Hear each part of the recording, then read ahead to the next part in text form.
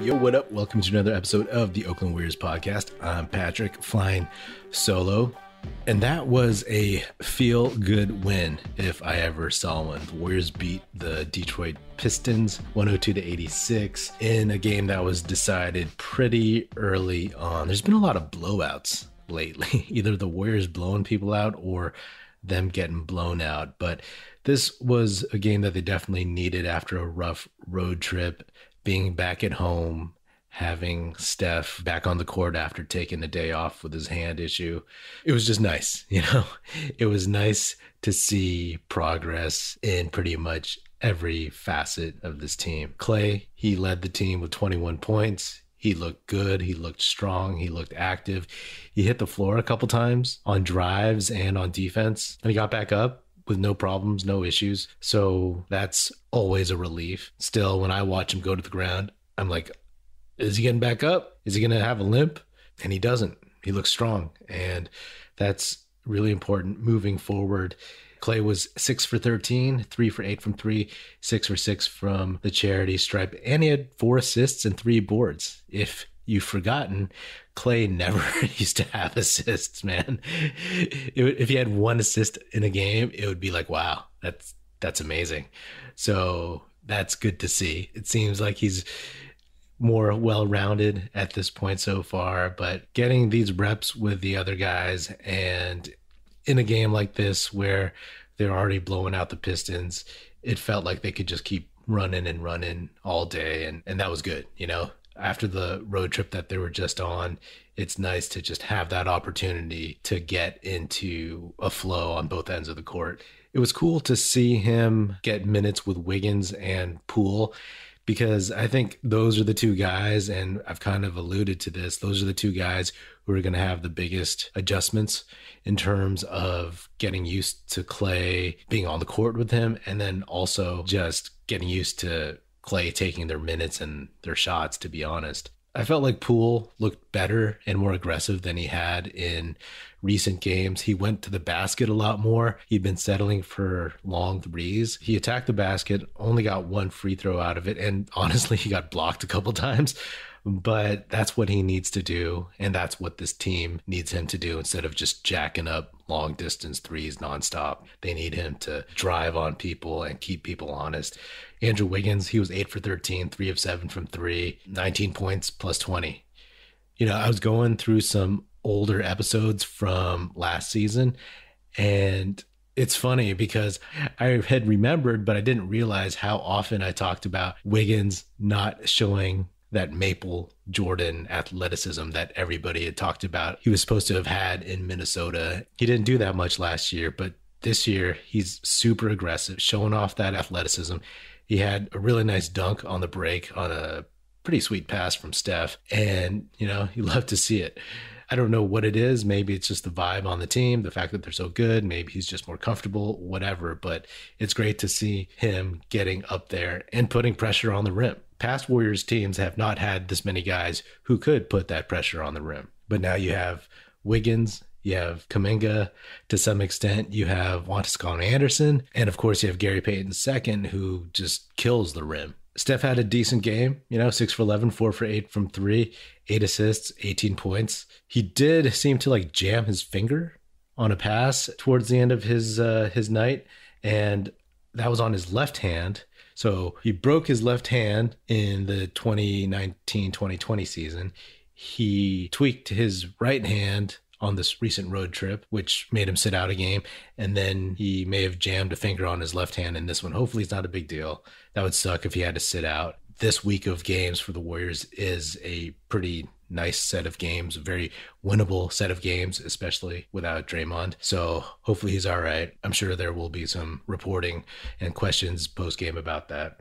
Having Draymond Green, even though he's out, having him on the bench, standing up, yelling, coaching, instructing people like Kuminga, that's huge. I talked about how not having him on even the bench on the road trip just was a little bit deflating for the team, right? He has so much energy and so much knowledge that you're obviously missing something when he's not on the court, but you're also missing a whole hell of a lot when he's not on the bench, not in the locker room, and all those other behind the scenes moments. Jonathan Kuminga.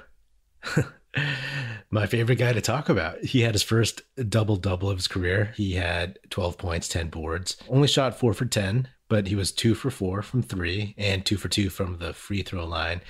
One of the things about Kuminga, Aram in Toronto always brings this up, is that he doesn't rebound that well. And my thing was that I'd seen him rebound well and put in effort, but he made a point about getting boards in this game.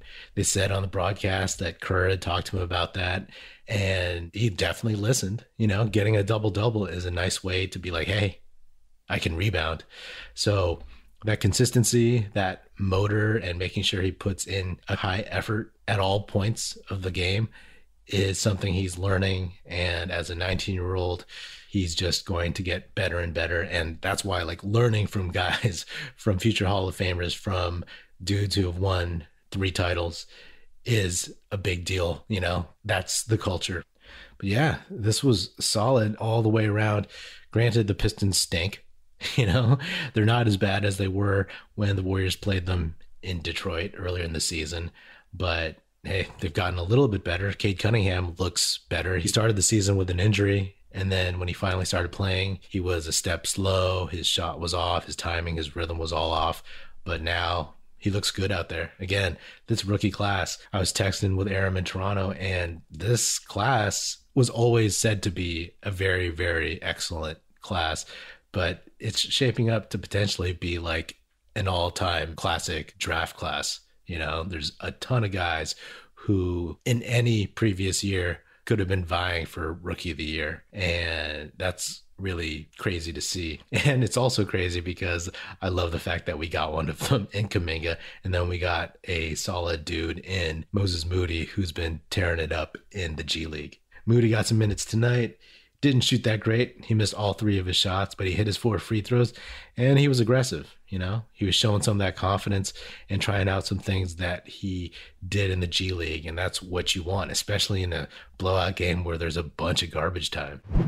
We're on to the divisional round of the NFL playoffs, and DraftKings Sportsbook, an official sports betting partner of the NFL, is celebrating with a huge boost for new customers. Counting down to Super Bowl 56, new customers can get 56-1 odds on any team. Bet just $5 and get $280 in free bets if your team wins. If Sportsbook isn't available in your state yet, you can still get in on the action of the divisional round. Everyone can play for huge cash prizes with DraftKings Daily Fantasy Football contests. DraftKings is giving all new customers a free shot at millions of dollars in total prizes with their first deposit. Download the DraftKings Sportsbook app now, use promo code TBPN, and get 56-1 odds on any NFL team. Bet just $5 and win $280 in free bets if your team wins. That's promo code TBPN for 56-1 odds at DraftKings Sportsbook, an official sports betting partner of the NFL. Must be 21 or older, New Jersey, Indiana, or Pennsylvania only. New customers only. Minimum $5 deposit and $1 wager required. One per customer. Restrictions apply. See DraftKings.com/sportsbook for details. Gambling problem? Call 1-800-GAMBLER.